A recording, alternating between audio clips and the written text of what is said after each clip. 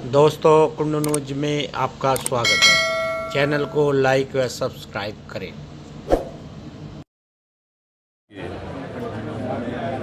Party कहिए हमारे परिवार के बहुत प्रिय मेरे भाई निजाम चौधरी जी, जो लंबे समय से पार्टी की और पार्टी जब नहीं हुई थी तब भी भीम आर्मी भारत एकता मिशन में जिन्होंने तन मन धन से इस आंदोलन का बड़ा सहयोग किया, बिल्कुल बाजू बन के हमारे साथ खड़े रहे। हर दुख सुख में, जेल हो, मुकदमे हो, संघर्ष हो। जब मैं यहाँ नहीं था भारत में तो हमारी माँ का इंतकाल हुआ। वो 88 साल की थी, हमारी नहीं थी, हार्ट अटैक हुआ, हमारे बीच से चली गई।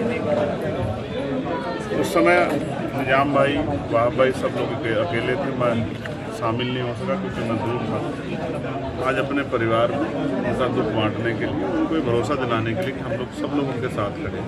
एक राजनीतिकरण के सवाल के ऊपर बात करें तो आज ये चुनाव, मैं यहाँ हूँ कि अपने परिवार को हिम्मत, साहस और इस कठिन दौर से, क्योंकि माँ जो होती है, अभी आपने एक तस्वीर देखी होगी जहाँ एक क्रूज डूबा और माँ ने अंतिम समय तक बच्चे को अपने गले लगा दिया।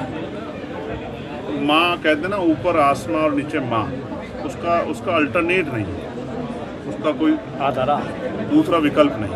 इसलिए माता जी को श्रद्धांजलि, पूरे परिवार को हिम्मत, सब ताकत और कठिन दौर से निकलने की जो है हिम्मत मिले, ऐसी मैं जो है महान पुरुषों से, ऊपर वाले से प्रार्थना। सांसद जी, आज रिजल्ट आया है, आपने देखा किस तरीके से टीएमसी, बंगाल और केरला इन सब जगह पे देखा है, क्या कहना चाहेंगे चुनाव को लेकर? देखिए, विभिन्न स्टेटों में चुनाव हुए, सबकी नज़र तमिलनाडु और बंगाल पे थी। तमिलनाडु में एक नए राजनीतिक दल को लोगों ने अवसर दिया, ये बड़ा सराहनीय है और ये एक बदलाव की पहल भी है कि स्थापित नेतृत्व और सरकारों से जनता का मोहभंग हुआ। ऐसे हाल उत्तर प्रदेश में भी है। उत्तर प्रदेश में भी 2 बार भारतीय जनता पार्टी की सरकार हो चुकी है। लोगों का मोहभंग हो रहा और वो चाहते कोई नया आदमी आए, जिनको बरत के देख चुके, जिनका कार्यकाल देख चुके, उनसे जनता खुश नहीं है। अगर खुश होती तो उनको बदलती क्यों?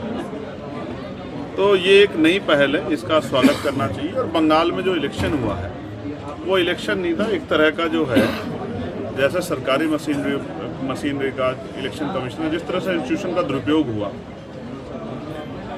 लाठी, डंडे, तमाम तरह के हथकंडे अपनाए गए चुनाव को प्रभावित करने के लिए, किसी छिपावा नहीं।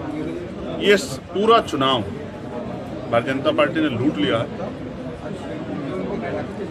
हालांकि मेरा सीधा इनमें इन्वॉल्वमेंट नहीं था, लेकिन इस तानाशाही का, दमन का खात्मा भी सुनिश्चित है। 2027 में 2027 को लेकर आजाद समाज पार्टी किस तरह की रणनीति रहेगी और क्या रणनीति रहेगी? चुनाव दूर है। मैं आपको एक ही बात बताना चाहता हूं कि आजाद समाज पार्टी का प्रभाव इतना है कि उत्तर प्रदेश की सरकार पंचायत चुनाव को टालती रही और अब कार्यकाल बढ़ाने पर विचार कर रही है।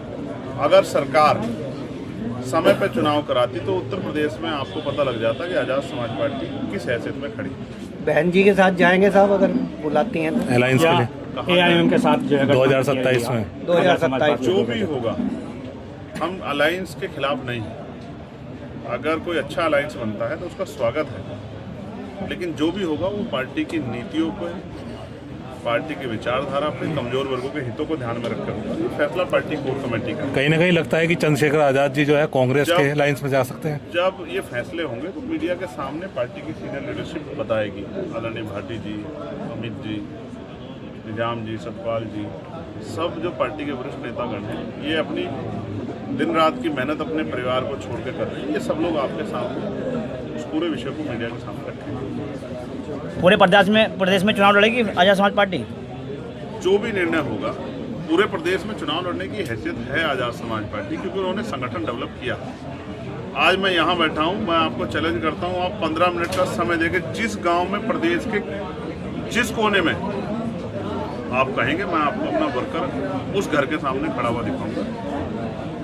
ये मेरा आपसे चैलेंज है, आप मेरा चैलेंज स्वीकार करें और मुझे गांव बताएं, और अगर 15 मिनट के अंदर आज़ाद समाज पार्टी भीम आर्मी का वर्कर उस परिवार से ना मिला तो आप मानेंगे आज़ाद समाज पार्टी उत्तर प्रदेश में कमजोर।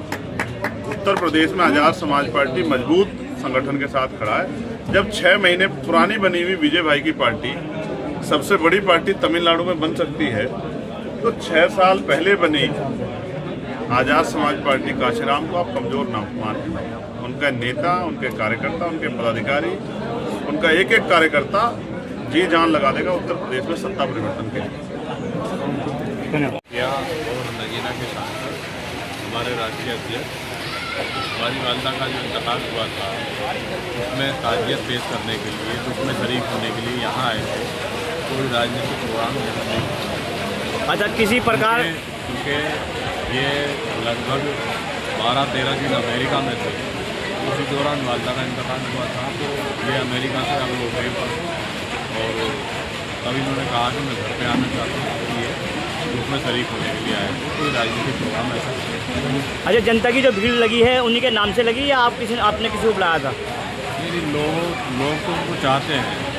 आज जितने दल हैं, जितने नेता हैं, खास करके उत्तर प्रदेश में और देश में, उनसे जनता आज ही जा चुकी है।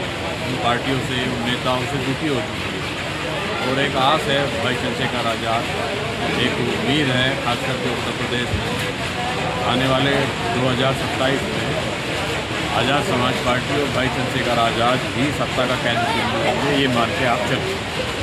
अच्छा, 2027 की तैयारी को लेकर अभी चंद्रशेखर जी से बात हुई थी, तो वो कह रहे हैं कि हमारे जो कार्यकर्ता सभी जगह पाए जाते हैं, तो क्या आज इस बात को लेकर आप भी संतुष्ट हैं?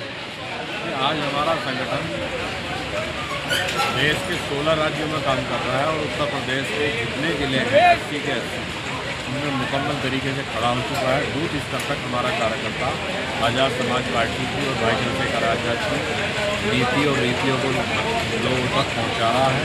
और माननीय कांशीराम साहब और बाबा साहब अम्बेडकर और बहुजन महापुरुष जितने भी हैं, जो उनकी विचारधाराएँ थी, उनको पहुँचाने का, उनको फैलाने का काम हमारे कार्यकर्ता बूथ स्तर पर कर रहे हैं।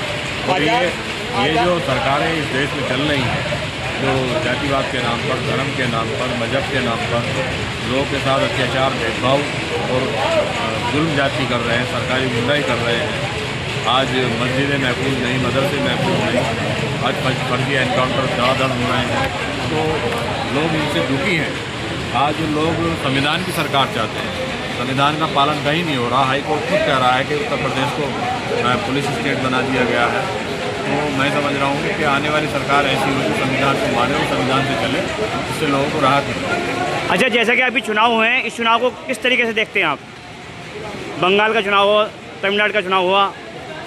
देखो, बंगाल के चुनाव में हमने पहली बार देखा है किस तरीके से चुनाव को लूटा गया। ये लोकतंत्र नहीं है। वहाँ पर लगभग 2.5-3 लाख पैरामिलिट्री फोर्स को उतारना, सड़क पे हमने पहली बार चुनाव में टैंक देखे। हमने कभी चुनाव में टैंक नहीं देखे, लेकिन पहली बार टैंक देखे। तो वहाँ पहले डाकू जो है वो बंदूक दिखाकर लूटते थे, लेकिन आज के जो सरकारें हैं, आज के जो नेता हैं, वो किस तरीके से लूट करते हैं लोकतंत्र की, उसका जीता जागता उदाहरण बंगाल है।